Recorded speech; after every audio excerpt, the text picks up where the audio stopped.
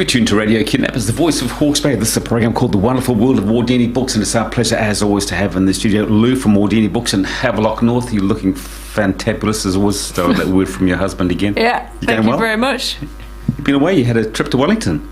Yes, I did. Yeah, just an overnighter. Yeah. Good fun? Yeah, it was for a meeting, but I got to catch up with my kids, so that was lovely. It's always good to get away, isn't it? Yeah. And you can't beat hanging out with family. No, absolutely not.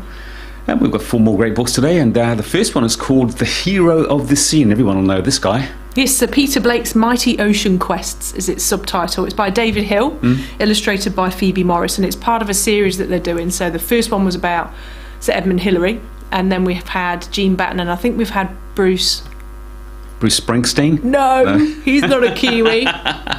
Bruce, help me, Ken, the guy in the cars. Oh, yeah, Bruce McLaren. Yes, thank you. That's the one.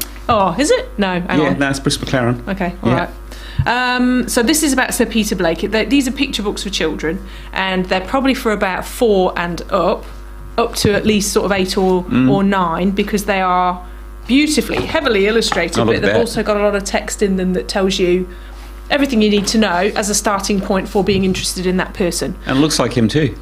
Sir Peter Blake. Yeah. It's just a brilliant first illustration. He was over 1.9 metres tall with fair hair and a loud, happy laugh. He was one of the world's greatest yachtsmen, and he worked to help protect the environment. His name was Peter Blake. So I just think that's genius. It just, look at this guy. He was a hero, and he totally was, of course. And so it then sets you up with Sir Peter Blake's childhood, and it's that recurrent theme of people that have done amazing things, is that they're obsessed with what they're going to do through their lives from when they're really little. So he was born in 1948. They were near Waitemata Harbour, and by the time he was 8, he was racing yachts. So it was straight in there. And then, of course, that's what he did. But the thing that really interests me is not only was he an excellent yachtsman, but he was also an environmentalist, because he went out there on the oceans and he saw whales, dolphins, all sorts of stuff. And it says here, sometimes he saw plastic rubbish and oil slicks hundreds of kilometres from land, and this worried him. So then that's the introduction, that he was an environmentalist. And so and there's a beautiful bit where he proposes to his wife Pippa. It's just such a lovely down on Monday, and she's all like, oh my gosh. But she was the artist and a planner, and so she accompanied him on all sorts of trips around the world, and their children did at times too. And the secret weapon that Peter had when he was racing was his socks. I don't know if you're familiar with that story. Socks. Yeah. So Pippa used to give him a pair of lucky socks, and then it's the red socks that helped him win things. And with this book, you get a free pair of Sir Peter Blake trusted little red socks. I have a pair of the original Peter Blake red socks, untouched by human hand, other than my own, and I'm not really human. Or human feet, presumably. Yeah, or human feet. Yeah. That's pretty cool. There you go, look at that. Yeah. Still hanging around, it's great, isn't it? Yeah. And of course, Sir Peter Blake died in such tragic circumstances, shot by pirates in the Amazon, which is so dramatic and awful, but will be strangely alluring to kids that want to find out more about him. And there's a timeline in the back, beautifully illustrated by Phoebe Morris. 10 out of 10 again for David and Phoebe. A man ahead of his time. Yeah, clearly. Yeah, absolutely. And the next book is called The Case of the Missing Marquess. Yes, this is by Nancy Springer. It's an Enola Holmes mystery. And you look at it and you think, oh yeah, that's a kid's book, but it's quite gritty. So we are selling it with the caveat that it does mention prostitutes and quite grisly murders in Victorian London. So Enola Holmes is the little sister of Sherlock and Mycroft. She doesn't really know her older brothers because there was some falling out with the mum when the father died years ago. So Enola hasn't seen them since she was 4, and she's just turning 14 in our book. She's been brought up that you have to cover your ankles and you have to wear these ridiculous corsets and bustles and all that kind of thing. But her mum is quite progressive and lets her roam quite a bit. So she's been able to discover a bit about herself outside of the Victorian constraints. But her mum, on her 14th birthday, her mother goes missing. And so Enola is thinking, I've got to figure this out, because she calls Sherlock and Mycroft home, and there's a bit of argy-bargy there because she's not seen them for so long. And they say, girls have tiny brains in their craniums. Leave it to the gentleman. Yes. And she kind of thinks, oh, well, I am a bit thick then, aren't I? But they're not sorting anything, so she takes matters into her own hands. And this is genius. It's where the bustles and things come. She hides stuff in her clothing because it's so pointless, but brilliant for hiding stuff. And off she goes, and she gets involved in the case of the missing Marquess, who's a 12-year-old boy, noble boy that she encounters on her journey. He's been allegedly kidnapped, and so she gets involved with that and figures out that she can actually deduce just as well as Sherlock. So it's a bit of a mix-up of that and her trying to find her mother. But in Victorian London, it's nasty, and there are people after her, and her corset saves her from stabbings, and all sorts of stuff. So I think the age group that I put on it would be a sort of bloodthirsty 11 and up. I'll be into that. Yeah. You can almost imagine it being a TV series, can't you? It's great fun, and it actually says major film series coming soon. Really? Yeah.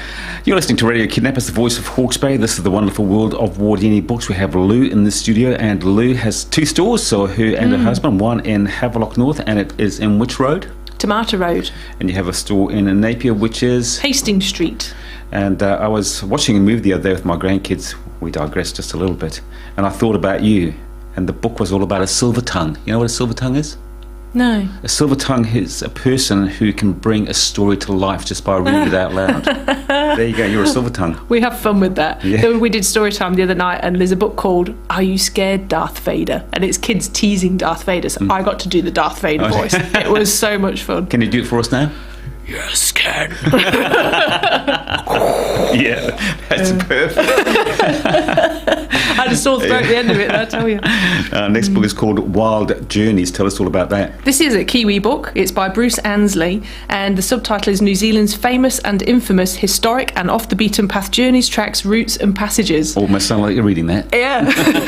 And it's just brilliant. I've only dipped into it, to be honest. So Bruce Ansley is a really good storyteller, writes for the listener, does all sorts of things, written all sorts of things, and quite likes to go tramping. And so he has gone on these bits of these wild journeys and interviewed people to find out the stories behind it. And the first story is about a guy, you might remember this story, George Wilder. Yes. He escaped from prison and went on the run and went bush. Yeah. And managed to survive by roaming across lakes and breaking into cabins. And it was a hard life for him, actually, out there in the bush. There's a song about him. Yeah, it was Howard Morrison. Yeah, that's right. Yeah, so that's a great connection for your indeed. radio show. So it's stories like that, all the wild journeys, and just absolutely fascinating stuff. I'm not going to go too much into it because I haven't read them all yet, but I just thought I would mention that today. Right. Great book. It's a cool one. Who would read that mostly? Guys? I don't know, because you start to read it and he's got such a beautiful, chatty, interesting style that he's quite funny and light, but gives you enough of the meat of the story. So I think anyone would read it. Yeah. Anyone that likes being outside, anyone that likes a bit of a mystery story. And with Christmas coming up, be a great gift. Perfect. It's a fabulous book. And look at it. Gorgeous. Yeah, it's sort of got an oldie world look about the cover. It does, doesn't it? Strikes me as being late 50s, early 60s. Yeah, those sort of selling the dream New Zealand tourism posters almost. But then you come across George Wilder and he was only a carjacker. Yeah, He broke out, but he wasn't in there for anything really bad. And our last book is called Washington Black. This is a Booker shortlister, and the prize is announced within the next couple of weeks, actually. I meant to look up the actual date. I've got 20-something in my head. So this is by a Canadian author called Essie Adugyan, and Washington Black is the main character. And when we meet him, he's on Faith Plantation in Barbados in the 1830s, and he's a slave. And he's only a little boy. And he's looked after by this woman called Big Kit, who is just this powerful magnetic force. She's got no power against the white man, but she's got power within their own little microcosm of the slave huts. So she kind of looks after Washington. He still gets a bit of a slap every now and again from her, if not from everybody else. But he is taken under the wing of the new master's brother. The new master is incredibly awful and terrifying and is described like this. I'll see if I can find it, actually. It's quite terrifying. A man who has belonged to another learns very early to observe a master's eyes. What I saw in this man's terrified me. He owned me as he owned all those I lived among. Not only our lives but also our deaths, and that pleased him too much. His name was Erasmus Wilde. Yeah, Sounds like a bad guy. he's a bad guy. But his brother Titch comes over, and he's anti-slavery, but he's got to keep it on the low because of the time in the day. And he sees Washington and he thinks, you're the exact right size I need as ballast for my mad invention, which is called a cloud cutter, which is like an airship. And so he sort of almost befriends Washington, and then there's this massive adventure where they have to escape and leave the plantation, and they go to the Arctic, and it takes him to London, and it takes him to Morocco and Holland and all these different places. It is about slavery, it's about injustice, it's about racism, but it's about that in its different forms. And it's just about Washington, who had no idea. He's a wonderful artist, and so that's how he comes in useful to people as well, illustrating journals and things.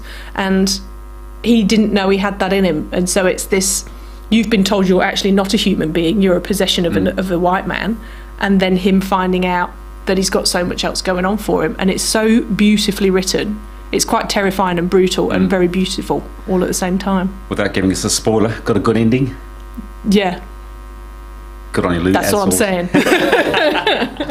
As always, our pleasure. You look after yourself. We'll talk to the same time, same place next time. Cool. Thanks, Ken.